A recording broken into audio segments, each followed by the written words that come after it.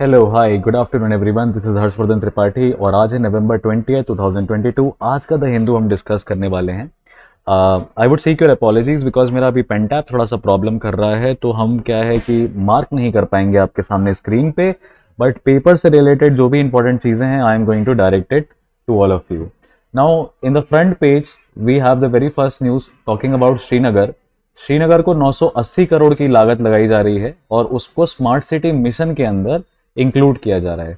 तो ये हमारे लिए खबर इंपॉर्टेंट है। कैसे इंपॉर्टेंट है? देखिए, जम्मू एंड कश्मीर का अभी 2019 में इसको यूनियन टेरिटरी बनाया गया, Jammu and Kashmir reorganisation act pass करी गई और उसके बाद क्या हुआ यहाँ पे कि जम्मू एंड कश्मीर में जो डिस्प्यूटेड एरियाज हैं उनकी वजह से वहाँ का टूरिज्म पोटेंशियल अभी तक यूटिलाइज नहीं हो पा रहा है ना। और काफ़ी ज़्यादा टूरिज्म पोटेंशियल है जम्मू एंड कश्मीर का, पर्टिकुलरली श्रीनगर का, क्योंकि इस न्यूज़ आर्टिकल में यहाँ पे ये लिखा हुआ है कि श्रीनगर का इतिहास 4000 साल पुराना है, 4000 ईयर्स ऑफ रिटन हिस्ट्री है उसकी, और उसको वेनिस ऑफ द ईस्ट कहा जाता है। ये फैक्ट आपके लिए इंपॉर्टेंट है, श्रीनगर को वेनिस ऑफ द ईस्ट कहा जाता है और वहाँ इसको हम समर कैपिटल भी कहते हैं। तो इस 980 करोड़ के इन्वेस्टमेंट पे क्या कर रहे हैं? वाटर बॉडीज, मुगल एरा के गार्डन्स, ब्रिटिश एरा के जो बॉलीवुड्स और बंगलोज हैं उनको रिवैम्प करने की कोशिश की जा रही है। और वहां का जो पोलो व्यू मार्केट है, ठीक है, पोलो व्यू मार्केट जो है उसको क्या कर रहे हैं? उसको भी डेवलप करा रहे हैं। तो ये पोलो व्यू मार्केट 1954 में जम्मू एंड कश्मीर के उस समय के प्रधानमंत्री बख्शी गुलाम मोहम्मद ने स्टैब्लिश किया था। ये पहला well equipped pedestrian friendly market है जहां पे टूरिस्ट आते हैं, खरीदारी करते हैं। तो देखिए, लोकल इकोनॉमी को भी सपोर्ट मिल रहा है। तो पोलो view will emerge as a unique showpiece market. This is something that we need to understand, and this is designed on the side on the you can say idea of European look. So यहाँ पे smart city mission के बारे में हमें पढ़ना बहुत जरूरी है और स्मार्ट सिटी मिशन पे अक्सर सवाल आते हैं। आप स्टेट पीएससी दीजिए चाहे आप यूपीएससी दीजिए, स्टेटमेंट बेस्ड क्वेश्चंस आता है कि which among the following statements are incorrect about smart city project. So I'm going to tell you something about smart city project as well. Now smart city project is a government scheme. क्या है? Government scheme है जिसमें कि around 100 cities involve की गई हैं। ये उसका लोगो आपको दिखाई दे रहा है, smart city mission transformation. What is the purpose of the smart city mission? The purpose of the smart city mission that it is going to drive the economic growth. Economy के लिए इंपॉर्टेंट है, quality of life के लिए important है, and what are we going to do? We are going to promote the local development thereby harnessing technology. So this is the main purpose of smart city mission. Now smart city project, smart city mission is rather there to create a sustainable city using advanced technologies. तो हमें cities sustainable चाहिए जो कि हमारे SDG गोल के under है, plus advance cities भी हमें चाहिए है। अच्छा, इंप्लीमेंटिंग मिनिस्ट्री पूछी जाती है तो we know the implementing ministry is ministry of housing and urban affairs. ये स्मार्ट सिटी प्रोजेक्ट अनाउंस कब किया गया? 2015 में किया गया। ईयर याद रखिएगा, 2015। लगभग 2 लाख करोड़ की लागत है इसमें, 2 लाख करोड़ की लागत है। 100 शहरों को चुना गया है। टारगेट दिया गया था 2015 से 2019 तक का, और 2000 अब उसको एक्सपैंड कर दिया गया है 2023 तक। फर्दर ये लोकल एरिया डेवलपमेंट फोकस करता है। अब हमको जो समझना है ना डियर, वो नंबर ऑफ सिटीज अलग अलग स्टेट्स में है वो देखना है। देखिए, जम्मू एंड कश्मीर से 2 शहर, श्रीनगर और जम्मू। जम्मू एंड कश्मीर से 2 शहर, श्रीनगर और जम्मू। लद्दाख टेरिटरी का कोई भी रीजन यहाँ पे हमको नहीं दिखाई देता है। उसी तरीके से हिमाचल प्रदेश में भी 2 शहर, धर्मशाला और शिमला। उत्तराखंड में 2 शहर, देहरादून। बेसिकली एक ही शहर है, देहरादून। अब सबसे ज्यादा शहर आपको कहाँ पे दिखाई दे रहे हैं जहां पे टूरिज्म पोटेंशियल, कल्चरल हेरिटेज होने की वजह से बहुत ज्यादा है, and that is obviously Uttar Pradesh, Madhya Pradesh, Maharashtra, followed by Karnataka and Tamil Nadu. So this is something that you need to remember because ये नंबर ऑफ सिटीज बहुत ज्यादा है। देखो ना, यूपी में देखते हैं तो यूपी में पहला ऊपर से स्टार्ट कर रहा हूं मैं, सहारनपुर दिख रहा है आपको, मुरादाबाद दिखाई दे रहा है, बरेली, अलीगढ़, आगरा, लखनऊ, कानपुर, झांसी, प्रयागराज, वाराणसी। ओवरऑल कितने शहर हो गए? ओवरऑल हमारे पास कम से कम 10 शहर हो गए इसमें स्मार्ट सिटी मिशन में यूपी से। एमपी की बात करें, उज्जैन, इंदौर। उज्जैन महाकालेश्वर मंदिर है, इंदौर वहाँ का बिजनेस कैपिटल कहा जाता है। सागर, जबलपुर एंड सतना। ठीक है, so this is something we need to remember always. And Gwalior, तो ग्वालियर में तो काफ़ी ज़्यादा किले हैं, तो वो तो स्मार्ट सिटी के अंदर वैसे भी आ जाएगा। तो आप देखिए टूरिज्म प्लस कल्चर वाली चीज़ें स्मार्ट सिटी के अंदर है। इसी तरीके से आपको ये ध्यान रखना है कि राजस्थान का जोधपुर नहीं है, लेकिन उदयपुर, अजमेर, जयपुर और कोटा, ये 4 शहर आपको राजस्थान से दिखाई देंगे। गुजरात की हम बात करें तो अहमदाबाद और गांधीनगर तो ऑब्वियस सी रीजन है, वडोदरा ऑब्वियस रीजन है, साथ में सूरत, सिलवासा, दाहोद और राजकोट। ठीक है, ये आपको याद रखना है। तो स्मार्ट सिटी के अंदर अब तमिलनाडु भी बात कर लेते हैं, और कर्नाटका को भी क्यों छोड़ें फिर। कर्नाटका के अंदर आपको दिखाई दे रहा है बेंगलुरु है, तुमाकुरु है, देवांगेरे, शिवमोगा, हुबाली धारवाड़, बेलगांव। और तमिलनाडु में आपको बहुत ज़्यादा शहर दिखाई देंगे बिकॉज टेम्पल्स बहुत ज़्यादा हैं। तो आपको Thoothukudi, Madurai, Thanjavur, Puducherry, Chennai, Vellore, Salem, Erode, Tiruppur, Coimbatore and Tiruchirappalli. You will find all these cities in smart city project.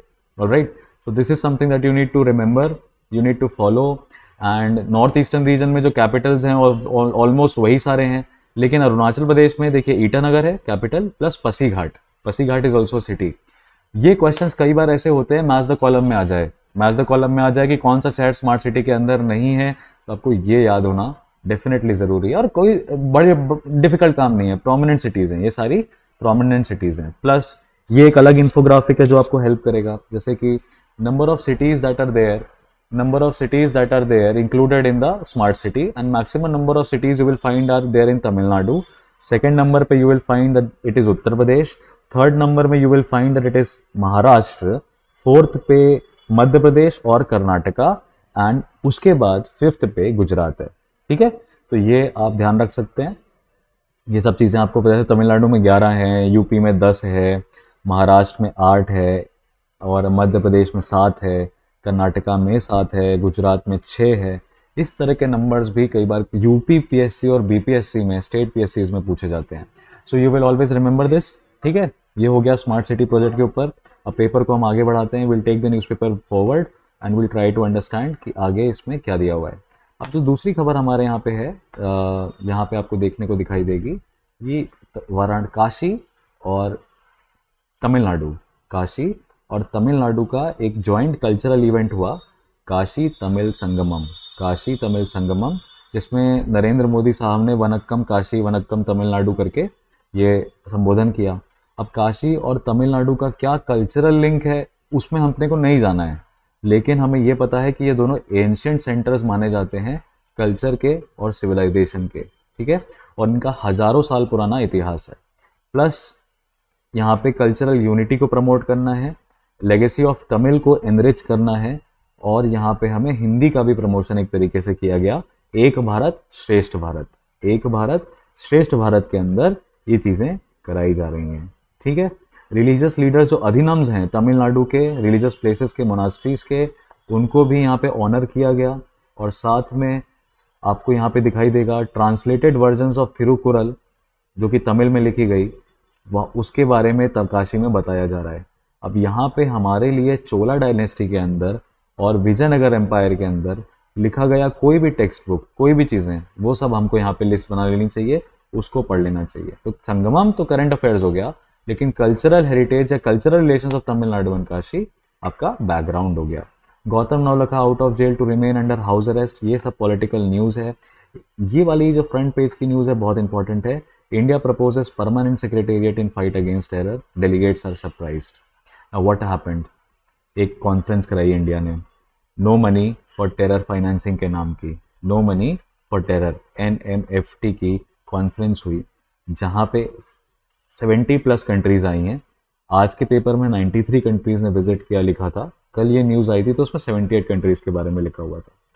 और इस कॉन्फ्रेंस में प्राइम मिनिस्टर ने भी संबोधन किया, मिनिस्ट्री ऑफ होम अफेयर्स ने भी संबोधन किया.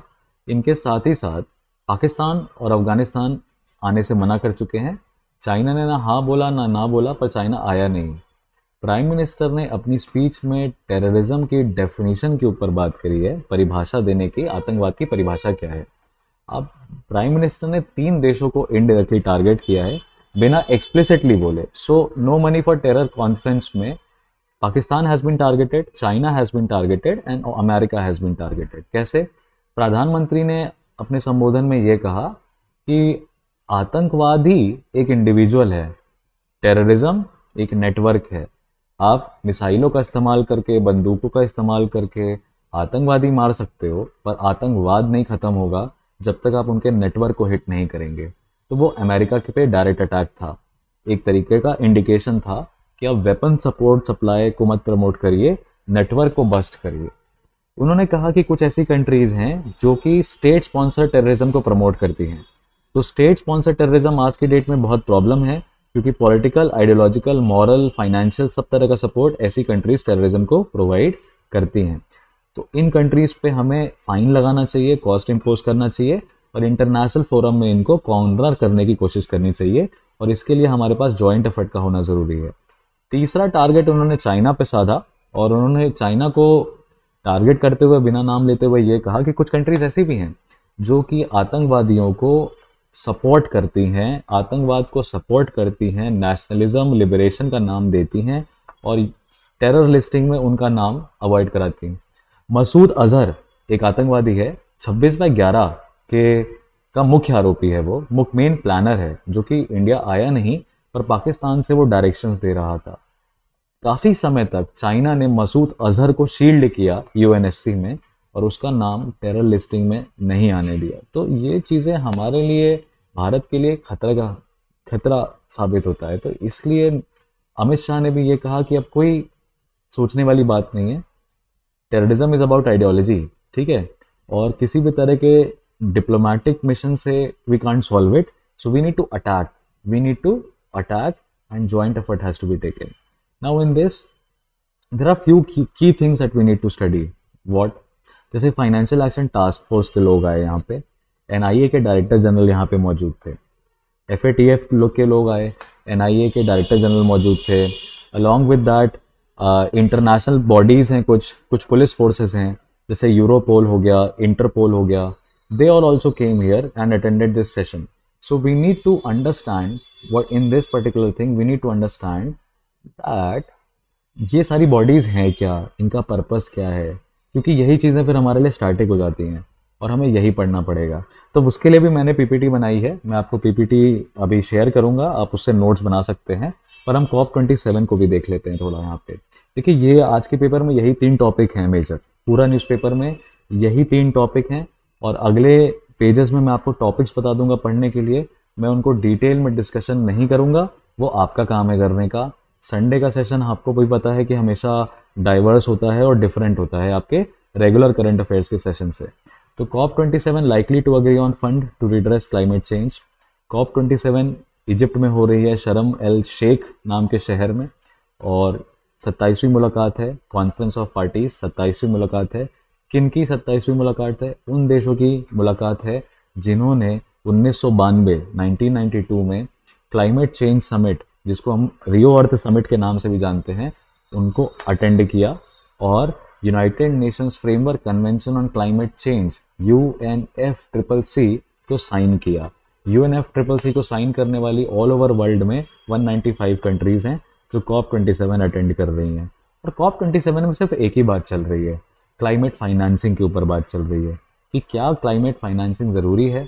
विकसित देश 1750 से लेके 1950 तक, इन 200 सालों में विकसित देशों ने खूब कार्बन एमिट किया, खूब जंगल काटे, इंडस्ट्रीज बनाई, प्रदूषण किया, CO2 रिलीज़ किया, और इनके CO2 रिलीज़ करने की वजह से क्लाइमेट चेंज होना शुरू हुआ और अर्थ का टेम्परेचर बढ़ना शुरू हुआ।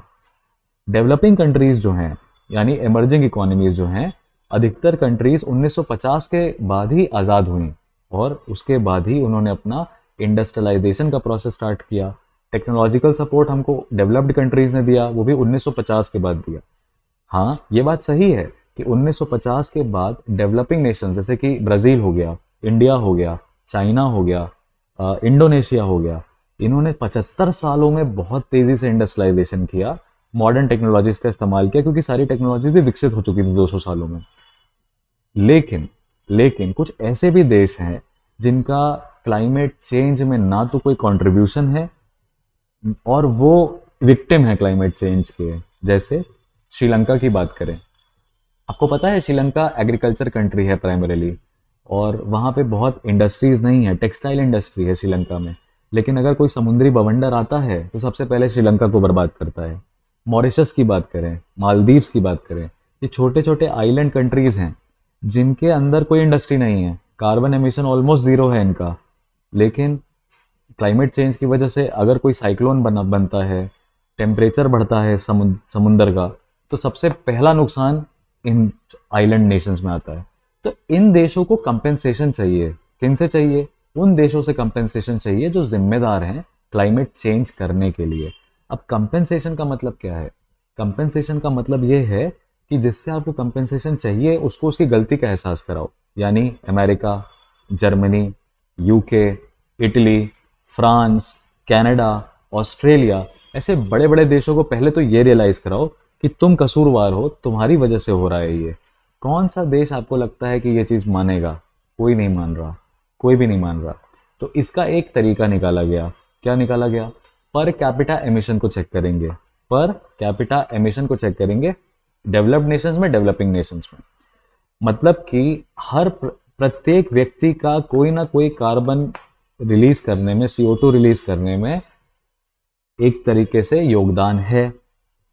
उसको निकाला गया तो अमेरिका का 14 आया, 14 गीगाटन्स पर पर्सन पर ईयर। यानी एक व्यक्ति 14 गीगाटन कार्बन एमिट करता है अमेरिका के जनसंख्या के हिसाब से।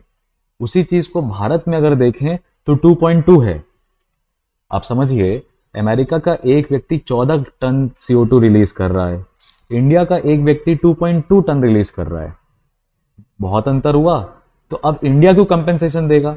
उल्टा अमेरिका इंडिया को कंपेंसेशन देगा ना, तुम्हारे लोग ज्यादा CO2 रिलीज कर रहे हैं। तो इसमें एक टेक्निकल फॉल्ट है। फॉल्ट ये है, अमेरिका की पॉपुलेशन और इंडिया की पॉपुलेशन को कंपेयर किया जाए तो शायद अमेरिका की पॉपुलेशन 1/4 होगी भारत की आबादी से। तो डेफिनेट सी बात है कि उनमें आप एवरेज निकालोगे कितना CO2 रिलीज किया बनाम कितने लोग हैं, तो भारत में तो बहुत लोग हैं। पर आप समझिए, भारत में क्या हर व्यक्ति गाड़ी का इस्तेमाल करता है? क्या हर व्यक्ति फैक्ट्री में बने कपड़े पहनता है? गांव में चले जाइए आप, लोग साइकिल से चलते हैं, लोग 3 पहिया की सगड़ी जिसको कहते हैं उससे अपना माल इधर उधर करते हैं। ना ही टेम्पो है उनके पास, ना ही मोटरसाइकिल है उनके पास। तो उनके ऊपर भी तो दाग लग रहा है। क्लाइमेट चेंज के जिम्मेदार, कसूरवार उनको भी बोला जा रहा है। उनकी क्या गलती है? तो ये इमर्जिंग इकोनॉमीज का स्टैंड है कि पर कैपिटा एमिशन की rank should not be the criteria because we have different population, but rather look on the facts. Number of industries क्या हैं, किस तरीके की हैं, कितना CO2 एमिशन एक इंडस्ट्री से हो रहा है।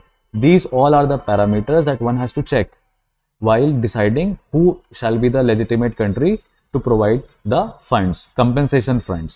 So for that there are different bodies that are there. Green Climate Fund is there, GCF is there that has been created, and we are trying to make a consensus and bring these countries into an agreement that okay, आपने जो $100 billion का commitment किया था 2009 में, उसको fulfil करिए और provide करिए इमर्जिंग इकोनॉमीज को। क्यों? क्योंकि आपने इमर्जिंग इकोनॉमीज को तो बोल दिया 2050 तक सब क्लाइमेट न्यूट्रल हो जाओ, सारी फैक्ट्रीज बंद करो, पेड़ लगाओ, लेकिन और रिन्यूएबल एनर्जी यूज करो। अब भाई रिन्यूएबल एनर्जी हो चाहे न्यूक्लियर एनर्जी हो, इन सब महंगे प्रोसेस हैं। ये सब इंस्टॉलेशन चार्जेस इनके बहुत ज़्यादा हैं। अब रिन्यूएबल एनर्जी के लिए सोलर पैनल लगाना पड़ेगा, सोलर पैनल घर घर लगाना पड़ेगा। कहाँ है इतना पैसा?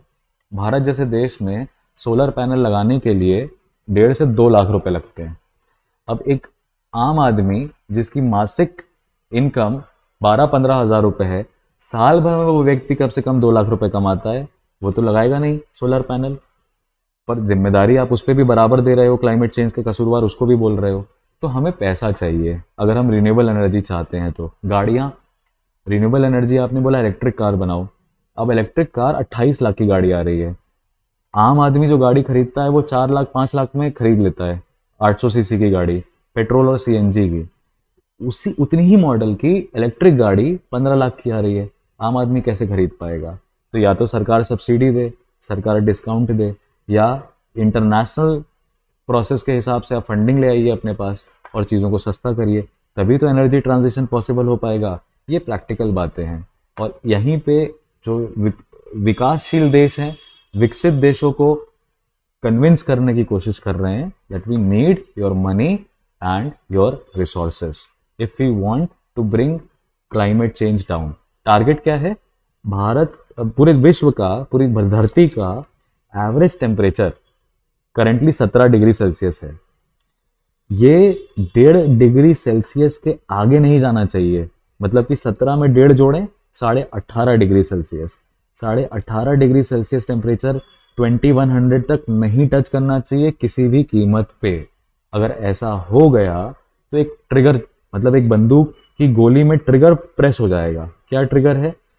कुछ इवेंट्स हैं, क्लाइमेट टिपिंग पॉइंट्स कहते हैं उनको। क्या कहते हैं? Climate tipping points. वो ट्रिगर हो जाएंगे और अगर वो ट्रिगर हो गए तो उनको रोक पाना मुश्किल है। जैसे अंटार्कटिका का आइसबर्ग मेल्ट होना स्टार्ट हो जाएगा बहुत तेजी से। हिमालय के जितनी बर्फ है वो फटाफट मेल्ट हो जाएगी, सारी नदियों में इकट्ठा बाढ़ आएगी और फिर सूखा आ जाएगा, सारा पानी समुंदर में चला गया। सी लेवल राइज हो जाएगा, कोस्टल स्टेट्स डूब जाएंगे, आइलैंड कंट्रीज डूब जाएंगी। क्लाइमेट की वजह से माइग्रेशन स्टार्ट हो जाएगा लोगों का। अलॉन्ग विद दैट डिजीजेस फैलेंगी, मच्छर मक्खी पनपेंगे, लोकस्ट, इन सबको माहौल मिलेगा पनपने का। अलॉन्ग विद दैट ग्रीनलैंड की आइस शीट टूट जाएगी, आर्टिक ओशन मेल्ट हो जाएगा, तमाम तरह की बातें हैं। तो इसलिए 1.5 से 2 डिग्री सेल्सियस को के अंदर अंदर में रखना है। क्या कारण है ऐसा कि नासा मार्स में कॉलोनी बनाने का प्लान कर रहा है? क्योंकि नासा को ये चीज़ पता है, कितना भी हम जोर लगा लें, हाउसोएवर हार्ड वी ट्राई, 2100 के बाद डिस्ट्रक्शन धरती में चालू हो जाएगा और विजिबल रूप से चालू हो जाएगा। डिस्ट्रक्शन तो अभी भी हो रहा है पर आम जनता को दिखाई नहीं दे रहा है। 2100 के बाद दिखने लगेगा। यानी भारत, पूरी दुनिया में अगर कोई जनरेशन बची है तो गिनती की 2 जनरेशन बाकी हैं। ये इंटरनेशनल कंट्रीज को साफ साफ पता है, पर वो इस तरीके से सच आपको नहीं बता रहे हैं, बातें घुमा रहे हैं। तो आप ध्यान रखिएगा, COP27 में मेजर एजेंडा क्लाइमेट फाइनेंसिंग का है, कंपेंसेशन फंडिंग का है। इसके साथ ही साथ हम नो मनी फॉर टेरर को करते हैं और आज के सेशन को हम यहीं कंप्लीट करते हैं। नो मनी फॉर टेरर में जो हमें याद रखना है, FATF, यूरोपोल, NIA और इंटरपोल के बारे में हमें पढ़ना है। तो ये कल की न्यूज़ है। आपसे फैक्ट्स देखिए पूछ रहा है, director general national investigation agency के, उनका नाम क्या है? दिनकर गुप्ता। ये हम किस पॉइंट से पढ़ रहे हैं? क्लाइमेट चेंज हमने पढ़ा GS3 के पॉइंट से, ये हम पढ़ रहे हैं GS2 के पॉइंट से। उसके पहले वाला जो हमने वाराणसी संगमम हुआ, उसको हमने पढ़ा GS1 के पॉइंट ऑफ व्यू से। ठीक है, ये सब्जेक्ट बाइफर्केशन आपको खुद पता होना चाहिए। यूपीएससी का सिलेबस, यूपीएससी की तैयारी कर रहे हैं आप और आपको सिलेबस नहीं पता है, मतलब आपको स्पून फीडिंग की जाए, ये थोड़ा सा मेरे को समझ में नहीं आता है। ये मैं इसके फेवर में बिल्कुल भी नहीं हूँ। बच्चों को अच्छी लगे चाहे बुरी लगे बात, एक तो आपको सिलेबस रटा होना चाहिए। तो आप खुद GS2, GS1, GS3 डिसाइड करिए। हालांकि आगे बढ़ते हैं। सवाल ये है कि कौन सा देश no money for terror financing करा रहा है कंडक्ट इस बार? इंडिया करा रहा है। ये तीसरी समिट है। पहली समिट कहाँ हुई? पहली समिट हुई फ्रांस में 2018 में। दूसरी समिट हुई 2019 में। कहाँ? ऑस्ट्रेलिया में। यूनाइटेड नेशन सिक्योरिटी काउंसिल का एक स्पेशल सेशन भी हुआ काउंटर टेररिज्म कमेटी का, मुंबई में। याद रखिएगा ये चीज़। इंटरपोल की मीटिंग हुई है, 91st मीटिंग है इंटरपोल की, जो दिल्ली में कराई गई। ये कुछ टेरर से रिलेटेड कॉन्फ्रेंसेस भारत में हुई हैं। जो नो मनी फॉर टेरर है उसमें 4 सेशन हम करा रहे हैं। Global trends in terrorism and terrorist financing करा रहे हैं, यानी कि हमें बदलते ट्रेंड ऑफ टेररिज्म को भी समझना है। क्योंकि अब सिर्फ बंदूक की गोली और तोपों से लड़ाई नहीं होती है, वो अब साइबर अटैक कर रहे हैं, ड्रोन अटैक कर रहे हैं, वो डार्क वेब पे हैं, मनी लॉन्ड्रिंग कर रहे हैं। तो हमें ट्रेंड्स इन टेररिज्म को समझना है। Along with that formal informal channel of funds को समझना है। फॉर्मल चैनल क्या हो सकते हैं? औपचारिक तरीके से पैसा कैसे जाता है? बैंकों के माध्यम से। अनौपचारिक तरीके से कैसे जाता है? पन्नी में लपेट के नाव पे रख के पाकिस्तान भेजा गया, पाकिस्तान से अफगानिस्तान भेजा गया, अफगानिस्तान से वो भारत आया। तो ये हो गया informal track. Engaging technologies in terror financing, उसके ऊपर सेशन हो रहा है। Along with that international cooperation to address challenges in combating terror financing, यानी कि अंतर्राष्ट्रीय कोऑपरेशन। ठीक है, समायोजन चाहिए हमें, साथ चाहिए इंटरनेशनल लेवल पे टेरर फाइनेंसिंग को ख़त्म करने के लिए। उसके ऊपर ये 4 सेशन है। इंडिया ने क्या मेंशन किया? जो मैंने बातें आपको पहले भी बता चुका हूँ। इंडिया ने बोला कि मनी लॉन्ड्रिंग भी एक रीज़न है जिसकी वजह से पैसा ट्रांसफ़र होता है। तो ये सारी बातें भारत ने करी हैं कि हमें टेररिस्ट को परस्यू करना चाहिए, उनके नेटवर्क को समझना है और उनके फाइनेंसेस को हिट करना है, स्टेट स्पॉन्सर टेररिज्म में सपोर्ट करने वाले देशों को कॉर्नर करना है और उन पर कॉस्ट लगानी है। अब एनआईए के ऊपर बात कर लेते हैं। देखिए, NIA counter terrorism law enforcement agency है, यानी एनआईए अरेस्ट कर सकता है, एनआईए एफआईआर प्रिपेयर कर सकता है, एनआईए इन्वेस्टिगेशन रिपोर्ट प्रिपेयर कर सकता है और एनआईए कोर्ट के सामने मैटर को रिप्रेजेंट भी करता है। नेशनल इन्वेस्टिगेशन एजेंसी कहते हैं हम इसको। इसकी जो स्थापना की गई थी 2008 में मुंबई टेरर अटैक के बाद की गई। ठीक है, मिनिस्ट्री ऑफ होम अफेयर्स के अंदर काम करती है ये, स्टैट्यूटरी बॉडी है, नई दिल्ली में हेडक्वार्टर है, इसके रीजनल ऑफिसेज भी हैं मुंबई, कोलकाता, रायपुर, जम्मू, चंडीगढ़, रांची, चेन्नई, पटना, बेंगलुरु एंड इम्फल। सारे डिस्प्यूटेड एरियाज आपको दिखाई देंगे। एनआईए एक लिस्ट प्रिपेयर रखती है अपने पास जिसको कहते हैं मोस्ट वांटेड लिस्ट। इसके जो फाउंडिंग डायरेक्टर जनरल है, यानी पहले डायरेक्टर जनरल है, उनका नाम है राधा विनोद राजू। क्या नाम है? राधा विनोद राजू। ये 2010 तक डायरेक्टर जनरल थे। उसके बाद हमने करंट डायरेक्टर जनरल चुने, दिनकर गुप्ता। प्रेसिडेंट प्रतिभा पाटिल राष्ट्रपति थी जब एनआईए बॉडी बनाई गई। और एनआईए का कॉन्करेंट जुरिस्डिक्शन है। क्या था जुरिस्डिक्शन है? Concurrent jurisdiction. कॉन्करेंट जुरिस्डिक्शन बोले तो इसको किसी स्टेट की परमिशन की रिक्वायरमेंट नहीं है। किस तरह के ऑफेंसेस इन्वेस्टिगेट कर सकता है? Terror attacks in India and abroad. 2019 में एनआईए एक्ट में एक और पावर दी गई। मान लीजिए कोई भारतीय निवासी पाकिस्तान में टेरर अटैक कर दे या कोई भी टेररिस्ट अटैक हो और टेररिस्ट पाकिस्तान भाग जाए, एनआईए उसको परस्यू कर सकता है। नकली सिक्के, नकली नोटें, hijacking of aircraft, hijacking of ships, bomb blast, nuclear installation पे अटैक, कोई भी ऐसी चीज़ जो कि सॉवरेनिटी सिक्योरिटी पे अफेक्ट कर रही है, NIA has the power to investigate that matter. Now about Europol. So Europol is a police in agency but it does not have executive powers.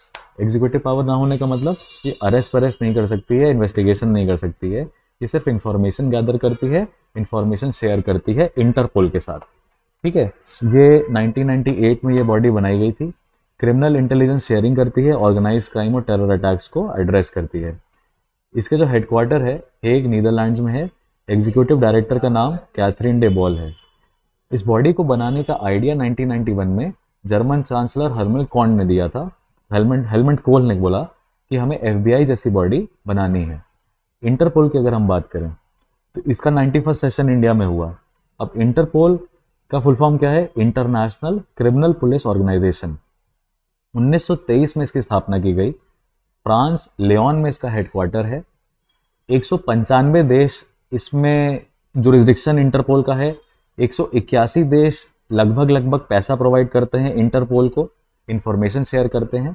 1914 में 24 देशों ने मिलकर इसकी स्थापना करी थी जब पहली क्रिमिनल पुलिस कांग्रेस रखी गई। फिर क्या हुआ? 1923 में एक international police criminal police commission बनाया गया वियना में। बाद में उसका नाम इंटरपोल कर दिया गया। इसके करंट प्रेसिडेंट हैं अहमद नसीर अल रईसी और करंट सेक्रेटरी जनरल हैं जर्गन स्टॉक। याद रखिएगा, जर्गन स्टॉक। इसकी ऑफिशियल लैंग्वेजेस 4 हैं, अरबी, इंग्लिश, फ्रेंच और स्पेनिश। भारत में इंटरपोल की 2 कॉन्फ्रेंसेस हो चुकी हैं, एक 2022 में हुई, एक 1997 में हुई। इंटरपोल ऑर्गेनाइज कैसे करते हैं? तो प्रेसिडेंट जो है जनरल असेंबली चुनती है और वो 4 साल के लिए चुनती है। सेक्रेटरी जनरल 5 साल के लिए चुना जाता है। भारत में कौन सी बॉडी है जो इंटरपोल जैसा काम करती है? उस बॉडी का नाम है CBI, central bureau of investigation. ये स्टैट्यूटरी बॉडी नहीं है, ये एग्जीक्यूटिव बॉडी है। मिनिस्ट्री ऑफ होम अफेयर्स यानी गृह मंत्रालय की अपनी इन्वेस्टिगेटिंग एजेंसी है CBI। अब CBI और NIA में एक डिफरेंस है। क्या? NIA का कॉन्करेंट जुरिस्डिक्शन है, मतलब उसको किसी की परमिशन नहीं चाहिए। CBI को मुख्यमंत्री की परमिशन चाहिए रहती है अगर कोई CBI को इन्वेस्टिगेशन कराना है। Are you getting this? और इंटरपोल एक नोटिस निकालता है जिसको हम कहते हैं रेड नोटिस। उस रेड नोटिस में क्या होता है? सारे मेंबर नेशंस को नोटिफाई किया जाता है कि एक व्यक्ति है जिसके खिलाफ अरेस्ट वारंट निकला हुआ है और उसको कहीं भी अरेस्ट किया जा सकता है किसी भी देश में। रेड नोटिस पे अभी द रॉक की मूवी भी आई है रेड नोटिस नाम की, वो इसी बात पे मूवी बनी हुई है। अब क्वेश्चन है, who among the following is the current director general of central bureau of investigation? इस तरह के सवाल यूपीएससी में नहीं आते हैं, लेकिन हाँ स्टेट PSCs में इसी तरह के सवाल आते हैं। SSC लेवल पे इसी तरह के पेपर क्वेश्चंस आते हैं। तो आप बताइए करंट डायरेक्टर जनरल कौन है सीबीआई का? आंसर है Subodh Kumar Jaiswal. Ranjeet Sinha former CBI director general हैं। सत्येंद्र प्रकाश इंफॉर्मेशन ब्यूरो के डायरेक्टर जनरल हैं, सत्येंद्र प्रकाश। और Samant Goel, he is basically the chief of रॉ research and analysis wing. FATF के ऊपर बात कर लें, फुल फॉर्म है फाइनेंशियल एक्शन टास्क फोर्स। ये 39 देशों का 39 मेंबर्स का यूनियन है। 1989 में सेट किया गया था। G7 कंट्रीज ने बनाया फाइनेंसेस को चेक करने के लिए। 2 रीजनल ऑर्गेनाइजेशंस इसका पार्ट हैं, other than 39 countries 2 regional organisations इसका पार्ट हैं, यूरोपियन कमीशन और गल्फ कोऑपरेशन काउंसिल। भारत ने एफएटीएफ 2010 में ज्वाइन किया, याद रखिएगा 2010। 2006 में भारत को ऑब्जर्वर स्टेटस मिला। एफएटीएफ साल भर में 3 बार मिलता है और एफएटीएफ के currently president T Raja Kumar हैं। यहाँ पे मार्कस प्लेयर लिखा हुआ है, ये पुराने हैं, जो आपको फोटोग्राफ में पर्सन दिखाई दे रहे हैं। He is farmer, currently he new president is T Raja Kumar. FATF 2 सूचियां निकालता है, grey list, black list. Grey list के अंदर वो देश होते हैं जो आतंकवाद या मनी लॉन्ड्रिंग में कुछ हरकतें कर रहे हैं, पर अभी कोई सबूत नहीं मिला उनके खिलाफ कि वो आतंकवाद को सपोर्ट कर रहे हैं, तो उनको वार्निंग दी जा रही है। 39 देश उनको वार्निंग दे रहे हैं कि सुधार लो अपनी हरकतें। उनको हम ग्रे लिस्ट में रखते हैं, जिसका ऑफिशियल नेम होता है जुरिस्डिक्शन अंडर इंक्रीज्ड मॉनिटरिंग। ऐसे कंट्रीज जिनमें मॉनिटरिंग बढ़ा दी गई है। दूसरी सूची होती है ब्लैक लिस्ट, यानी कि किसी भी तरीके की कोई भी फाइनेंशियल बॉडी, चाहे वो वर्ल्ड बैंक हो, चाहे वो उनके देश की बैंक हो, चाहे वो प्राइवेट कंपनी हो, किसी भी तरह का इन्वेस्टमेंट नहीं करेगी इन देशों में। क्यों? क्योंकि एफएटीएफ के पास पक्के सबूत हैं कि ये आतंकवाद प्रमोट करते हैं, मनी लॉन्ड्रिंग कराते हैं। तो एफएटीएफ की बात अगर आप नहीं मानते हो तो पहले आपको ग्रे लिस्ट में डाला जाएगा, समय दिया जाएगा सुधार करने का। नहीं होगा सुधार तो आपको कुछ समय के बाद ब्लैक लिस्ट में डाल दिया जाएगा। इसी तरीके से ब्लैक लिस्ट में 3 देश हैं, 3 देश, ईरान, नॉर्थ कोरिया और इस साल म्यांमार को डाला गया है। पाकिस्तान को 2018 में भारत के दबाव के बाद ग्रे लिस्ट में डाला गया, पर पाकिस्तान ने कुछ एक्शंस ऐसे लिए, उसको 36 टारगेट दिए गए थे, जिसमें से 32 टारगेट पाकिस्तान ने पूरे कर दिए। तो 2022 में पाकिस्तान को ग्रे लिस्ट से हटा दिया गया है और भारत ने इसका काफ़ी विरोध भी किया। और 3 देशों को, अफ्रीका के 3 देशों को ग्रे लिस्ट में जोड़ा गया, Congo, Mozambique, Tanzania. Are you getting this? ये एफएटीएफ के बारे में बात थी। अब आगे न्यूज़पेपर में आपको क्या पढ़ना है वो हम आपको बता देते हैं, सो दैट आपके लिए काम आसान हो जाए और आप आज के पेपर को ख़त्म कर सकें। अब सिटी विटी स्टेट्स वेट्स वाली खबरें आपको छोड़ते हुए जाना है। न्यूज़ में आइए, US Germany want antiquities dealer Kapoor extradited, तो लॉ ऑफ एक्स्ट्राडिशन पढ़ना है आपको इसमें। ऑस्ट्रेलिया इंडिया का फ्री ट्रेड एग्रीमेंट किस तरीके से हो सकता है, इसमें 2+2 और क्वाड को आप समझ सकते हैं। चीफ जस्टिस ऑफ इंडिया ने हार्मनी की बात करी, अगेन हमारे लिए कोई बहुत रिलेवेंट नहीं है। 2 आइकॉनिक बैटल्स और मासिव इंफ्रास्ट्रक्चर अपग्रेड, ये इंडिया का 60th एनिवर्सरी है इंडिया चाइना वॉर का, तो आपको उसको देखना है, ये वाली न्यूज़ पढ़नी है। बाकी दोनों खबरें आप छोड़ेंगे, ये वाली खबर भी आप छोड़ देंगे, ये भी आप खबर छोड़ देंगे। ये वाली खबर बहुत इंपॉर्टेंट है, 67% ड्रॉप है पीएम किसान के पे आउट में, तो पीएम किसान योजना के बारे में हम पढ़ेंगे। Pratham gets Indira Gandhi prize for its works in education, ये न्यूज़ इंपॉर्टेंट है। Soon Google 3 million technical terms in mother tongue, ये भी इंपॉर्टेंट है हमारे लिए। चाइना ने अमेरिका को बता दिया है कि हम किसी का बैकयार्ड नहीं है, ये देख लीजिएगा। यूके और यूक्रेन की मुलाकात हुई है, वो देखना है अपने को। और फर्दर साइंस में हाइपरटेंशन के ऊपर बात है, it's not important. Climate change के ऊपर बात है, ये इंपॉर्टेंट है। यूएस के मिड टर्म पोल्स हैं, इनको बस रीड करना है आपको। इंडिया का फ्यूचर स्ट्रैटेजी एमिशंस पे क्या है, ये रट लेना है आपको। और जापान अपना डिफेंस बजट क्यों बढ़ा रहा है, ये इंडो पैसिफिक सिक्योरिटी से रिलेटेड है, तो ये आपको पढ़ना पड़ेगा। प्रोफाइल्स यूजुअली हम इग्नोर कर देते हैं और बिजनेस में आज कुछ ऐसा खास आया नहीं है। So this was Harshvardhan Tripathi signing off from today's newspaper session. I hope to see you guys in the next session very soon. Good day.